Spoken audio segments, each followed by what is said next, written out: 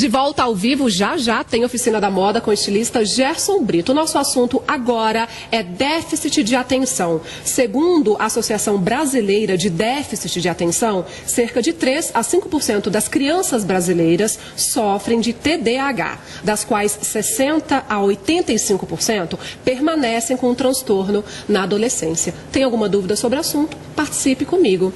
Os meus convidados, Dr. Armênio Alcântara, neurologista infantil, obrigada pela presença, e o estudante Renato Gamba. Muito boa tarde. Boa tarde. Seja bem-vindo. Doutor, como eu sei diferenciar a distração do déficit de atenção? A desatenção, a gente considera ela como o transtorno do déficit de atenção. Né? Quando a gente usa esse termo transtorno, significa que está atrapalhando consideravelmente. Então a pessoa pode ser distraída, ela pode ser desatenta, mas isso não atrapalhar ela consideravelmente. E aí a gente não vai ter um transtorno do déficit de atenção. Seremos apenas distraídos, desatentos, como preferir chamar, mas não é um transtorno do déficit de atenção. A gente acredita que 40% a 60% das pessoas possuem sintomas da desatenção, porém não como transtorno. Principalmente quando a gente vê aquilo que a gente nos agrada, aquilo que a gente gosta, aquilo Sim. que a gente tem vontade de fazer. Isso fica muito mais fácil pelo funcionamento cerebral, né? A liberação de neurotransmissores fica muito mais harmoniosa e aí você consegue prestar muito mais atenção. Então, assim, a diferença entre distração e desatenção é que o transtorno do déficit de atenção vai atrapalhar consideravelmente aquele paciente. E não é uma doença, o déficit? Não. A gente pode caracterizar como um transtorno? Sim, a gente prefere usar esse termo transtorno, que seria assim, como o perfil daquela pessoa, né, um padrão neurológico. A gente brinca, no consultório eu falo muito isso, que é o jeito da madeira do paciente. Né? Então aquilo é o perfil dele. Se aquilo não o atrapalhar consideravelmente no seu dia a dia, não tem que fazer nada. Agora, em um percentual considerável, aquilo atrapalha no dia a dia. Né? Então aí precisa de ajuda. Renato, hoje você está com quantos anos? 30 anos. 30. Quando você era criança, adolescente, você se considerava uma pessoa hiperativa, isso? Muito. E foi diagnosticado déficit com quantos anos? Então, 26 anos. Através de informações, né? Lendo livros, na própria internet, mas através de fontes confiáveis, né? Eu cheguei à conclusão que tinha alguma coisa de errado comigo, né? Que não estava certo aquilo. E fui em busca de um tratamento. E acabei sendo diagnosticado com 26 anos. Mas você sozinho conseguiu perceber de que algo estava errado? Aí tem esse problema, né? Porque não é tudo que a gente lê que vai bater com a gente, né? Porque, por exemplo, hoje em dia uma criança ou um adolescente que lê lá os sintomas vai falar, eu tenho déficit de atenção, mas é o que o doutor falou, eu concordo com ele, é o custo-benefício. Se está atrapalhando a sua vida, você tem que buscar o tratamento, mas através de profissionais que entendem do assunto, né?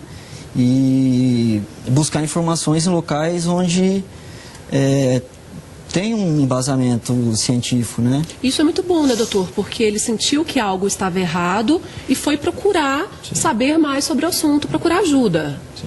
Na grande maioria das vezes, o paciente ele tem total capacidade de suspeitar do quadro dele. Talvez fechar diagnóstico, isso ele realmente vai precisar de uma ajuda profissional, capacitada, com experiência naquele tipo de quadro. Agora, a suspeita, isso é possível, tanto do próprio paciente, quanto família, quanto escola, né, quanto amigos. Então, o meio pode realmente ajudar bastante nessas informações. Aí, só esclarecendo, eu li, né, algumas informações, procurei ajuda médica e fui diagnosticado, né? Não foi assim, não cheguei lá, li algumas informações e falei, eu tenho déficit de atenção. Sim. E pronto. Eu fui procurar um profissional, né? Algumas perguntas, doutor, vamos responder para o nosso público? Claro. Primeira. Não está no ponto? Daqui a pouquinho a gente chama, então. Algum tipo de preconceito, Renato? Olha, eu não sei se é meu jeito, assim, sabe? Eu não me preocupo com isso, mas nunca enfrentei nenhum tipo de preconceito. Eu sinto que o preconceito é grande. Que bom que com você comigo, não acontece. Acontece. Eu já... tem dados, né, que falam que acontece muito hoje em dia, inclusive de pessoas que não acreditam, né? Que falam que a pessoa sabe, não quer nada com nada, não sei o quê. Acredita-se, por exemplo, que muitos falam, né, erroneamente, de que isso é uma doença da moda. Na realidade, existem relatos no Lancet, que é uma revista científica da Inglaterra, relatos de 1900 de crianças com sintomas de TDAH. Então, isso em 1900. Então, há 113 anos atrás, já existia relatos de crianças com TDAH. Então, assim, não é algo que está na moda. Pode até estar na moda, então está na moda há muitos anos. Então, assim, é que existe realmente alguns, vamos dizer, folclores em cima disso, né, que precisa ser bem esclarecido através de um profissional capacitado. O transtorno vem sempre acompanhado da hiperatividade ou não? Não, nem sempre. A gente sabe que em linhas gerais, por volta de 60% está muito ligado à hiperatividade e à impulsividade. Então, lembrar que a desatenção é uma tríade que inclui a desatenção, a impulsividade e a hiperatividade. Caminham, se camuflam muito. Porém, pode ser um predomínio da desatenção, pode ser um predomínio da hiperatividade com impulsividade, ou pode ser a combinação de ambos. Mas um percentual considerável a hiperatividade está associado, sim. Entendi. Agora sim, vamos para as ruas. Primeira dúvida. Meu nome é Albirajara. Eu gostaria de saber se o TDAH é possível ser tratado sem ajuda médica. O médico é um papel de extrema importância, né? Assim, né? Apesar, eu sou suspeito de falar isso, né? Já que eu sou médico, mas o médico tem um papel fundamental em conseguir separar aquele paciente que a medicação iria contribuir significativamente para aquele que poderia tentar medidas não farmacológicas, medidas apenas comportamentais, como rotina, regras, limites, né, para com que ele melhorasse. Então, assim, o principal papel do médico é a gente conseguir separar aquele paciente que realmente tem uma indicação medicamentosa e aquele que não tem. Agora, ajuda todos precisam, né? Talvez não com remédio. Que essa é uma ideia que todo mundo tem, então se eu vou no consultório do médico e eu tenho TDAH, eu vou sair de lá com uma receita. Essa ideia que a gente tem que perder um pouco, porque não são todos que têm indicação de medicamento, né? O tratamento é mais comportamental do que medicamentoso? Na realidade, o medicamento ajuda no comportamento. Então, se eu não tiver um suporte comportamental, no dia que eu tirar o remédio, ele vai voltar tudo. Então, assim, na hora que eu estou tratando um paciente com medicamento, o medicamento melhora muito, né? Aí, o que acontece? Alguns pessoas que estão envolvidas com esse paciente, o que fazem? Opa, melhorou. Então, eu não preciso mais colocar regras, não preciso mais colocar limites, eu não preciso mais colocar horário para dormir, horário para acordar, eu não preciso ter rotina de estudo. Aí, a gente acaba acomodando, porque o medicamento faz um papel importante, só que quando eu tirar o medicamento, os sintomas irão voltar. Hoje, você se trata como, Renato? Então, eu faço uso da medicação, né? E procuro manter uma rotina, assim, bem regrada, né? Sono, alimentação, estudo, porque se eu desviar o foco, é como Mas hoje, com o tratamento, você consegue ter uma vida totalmente normal, sem nenhum tipo de limitação. Tranquilo. Nas ruas, a próxima pergunta. Meu nome é Luiz e eu gostaria de fazer uma pergunta. O TDAH é consequência da era de informática? É uma pergunta interessante, assim. As gerações vêm passando, a gente começa a observar cada vez mais crianças com sintomas do TDAH. Aí a gente pensa assim, então quer dizer que não existia antes? Não, sempre existiu. Só que hoje, a carga de conhecimentos que as crianças estão rodeadas é muito maior do que há anos atrás. Então isso acaba exacerbando mais os sintomas. Além disso, os profissionais estão cada vez mais capacitados para a gente fazer o diagnóstico, então por isso que parece que acaba tendo um pouco mais. Mas respondendo à pergunta, em relação à informática, ela não causa o TDAH. Então, assim, meu filho tem TDAH porque ele fica 1 hora, 2 horas sem parar em frente do computador. Não, isso pode até contribuir.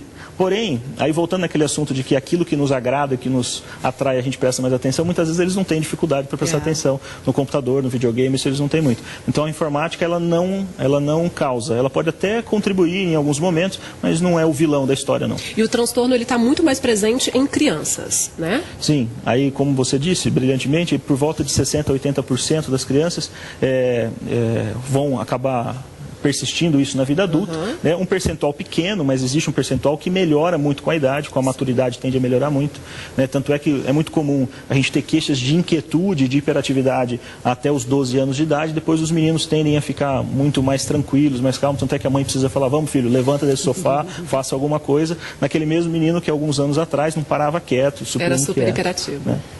Próxima pergunta nas ruas. Meu nome é Raquel, eu gostaria de saber se TDAH é hereditário. Tem relação, doutor? Sim. O coeficiente de herdabilidade disso, ou seja, a capacidade que um pai ou uma mãe tem de passar isso para o filho é de 0,8, ou seja, 80%. Ou seja, em 80% dos casos, eu tenho um pai ou uma mãe que apresenta esses sintomas ou que apresentavam esses sintomas na infância.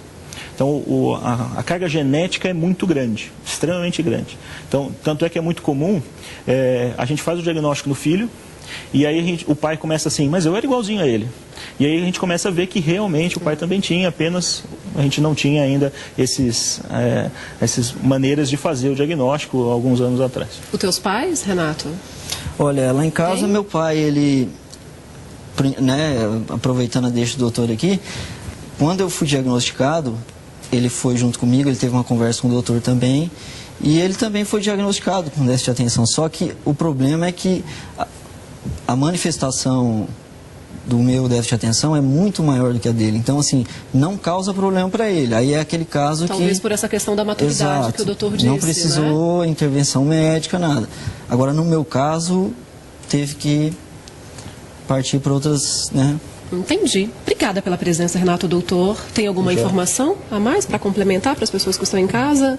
Só deixar aquela informação de que não considerar o TDAH como uma doença. Sim. Né? É um padrão neurológico que pode e muitas vezes criar até mesmo ideias brilhantes. Certo. Tá? Obrigada mais uma vez. Intervalo, na volta, aí sim, tem ao vivo Gerson Brito para você.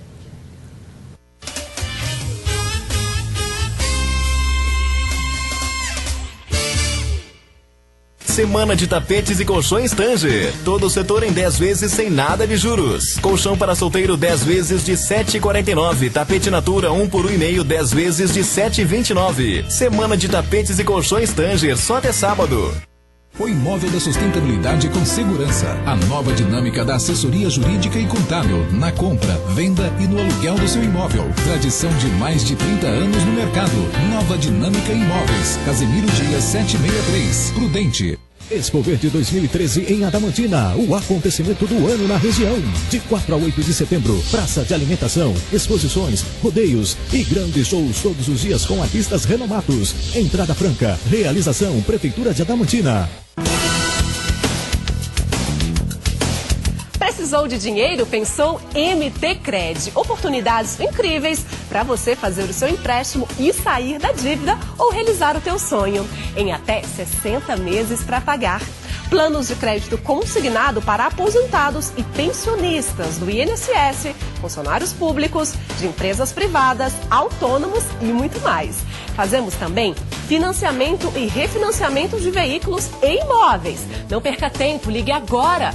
0800 771 0801 e 17 3305 0801. Diga ao atendente que você viu este anúncio e ganhe na hora uma taxa de financiamento super especial. Ligue agora 0800 771 0801 ou 17 3305 0801. MT Cred, crescendo com você. Aproveite as ofertas do Supermercados Estrela. Terça e quarta é dia do Super Sacolão. Tomate rasteiro, cebola e cenoura, R$ 1,79. Óleo Cocamar, R$ 2,19. Peito de frango Nutribem, R$ 3,98. Contra filé, R$ 13,95. Cheque para 7 de outubro. Supermercados Estrela.